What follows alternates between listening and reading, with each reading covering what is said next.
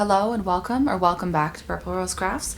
Today we're talking about knit bind-offs or cast-offs. We just made some swatches, but we're going to talk about different projects you can use these on and basically what they're all about. So I have finished these 3 swatches here and I'm going to show you how to do them all next.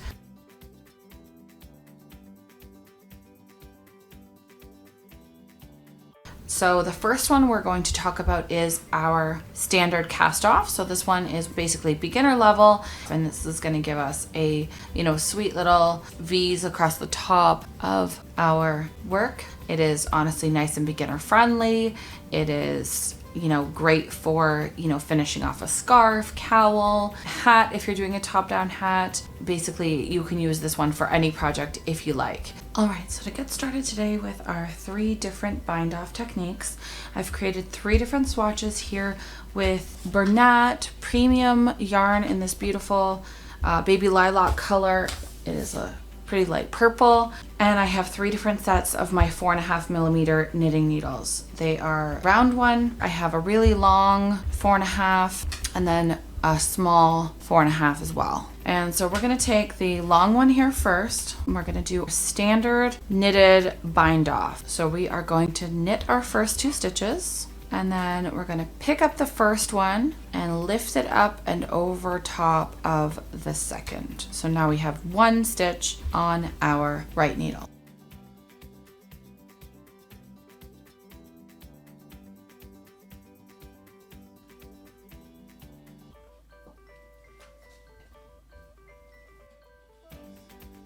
So we're going to knit our next stitch over and then pick up the first one and lift it up and off over top of that right needle.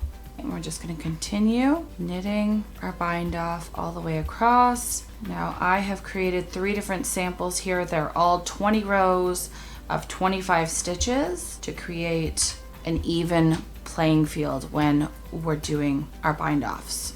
Okay, and I use the same yarn for all 3 to see equal results when we're finished. So here we have our finished knit cast off row, and that's just our standard bind off, beginner level, nice and easy. Okay, it's got a little bit of give to it, and the garter stitch rows that I did here have more give in it, so this one might be better suited to like a stockinette style, something that you don't really want a lot of give in the fabric. Then we have a stretchy cast off. So this one looks a little bit different if you look at the comparison. Here we have just a little bit different version without even giving any stretch to it. We have the second one here. This is in the front. Is just a little bit wider. Now these swatches are exactly the same. So this one's gonna sit a little bit wider as a finished edge. To do our stretchy bind off, we are going to start by knitting our first stitch, and then we're going to bring our yarn to the front and knit it with a yarn over, and then we're going to pick up both of these stitches here and lift them up over top. So that's going to give us an extra loop around, which is going to give us some give in the fabric. So we're going to bring our yarn back to the front, knit the next stitch. Now keep in mind, if you're working a ribbing or something like that, you can purl the purls and knit the knits. Okay, so we're doing garter stitch here, so it's all knit stitches, but if we were doing a ribbing, we would purl where we needed to. So bring our yarn to the front, knit our next stitch, lift both stitches. So we're going to insert our left needle through the front of both of the loops that we have on our right needle and lift them up over top of the final one that we have just made. And we're just going to continue like that all the way across this row, and that will be our stretchy bind off. This one I like for the edge of scarves or maybe the bottom of a sweater. All right, and then here we are at the end of the row. Just have our 1 stitch left here on our needle, so we're gonna pull up on it and pull our yarn tail out. So if we were still attached to a ball, I would cut this off obviously first, and then there we have our nice and stretchy bind off. Now if we give this a stretch, look at that, looks fantastic. All right, so there's our nice stretchy bind off. And for our final option, we are going to do a nice and fun I-cord bind off. This one is really cool. It goes up and across the top and kind of wraps around the back, and you can see the V's for the knit stitches go along the edge. they kind of work their way up the side of the fabric. Honestly, this one was so fun to work with. So to create our I-cord cast on, we're going to go ahead and start by knitting our first stitch. All right, and then we're going to put it back onto our left needle and knit it again. Put it on our left needle again. Oh, I twisted it there. Okay, and then we're going to knit it one more final time and put it onto our left needle. Now we're going to knit 2 stitches, and then we're going to knit these 2 together through the back loop. So now we have 3 stitches on our right needle. Loop these 2 off, and then we're going to slip them back over to the left needle to begin again. We're going to continue knitting the first 2 stitches, inserting our right needle through the back, loop the next 2 stitches, and we're going to knit those 2 together through the back loop, loop them off, slip everything back to the left needle again. And this doesn't look like anything quite yet, but we're going to keep going. Trust the stitch. All right, knit 2. All right, then insert your needle through the next 2 stitches through the back side of the loop, finish knitting it, and then slip everything back. So we are going to continue working our bind off. You can kind of see what's happening here. We've got our stitches are kind of going sideways, coming around the back of our fabric. So let's continue doing this I-cord. Now I like this bind off for a sweater, collar.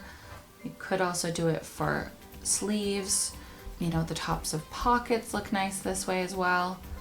Lots of different options if you're doing different types of garments. If you're doing something a little bit more beginner friendly, this one could look really nice as the cast off row for a scarf or a cowl. Actually, that would look really nice as the top edge of a cowl.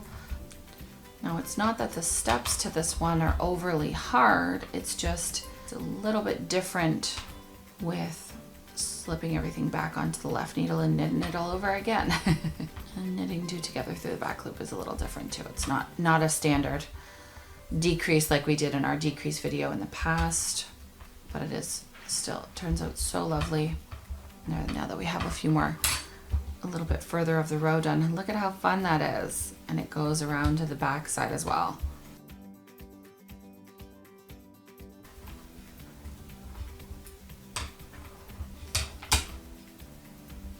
Okay, so here we are at the end of the row.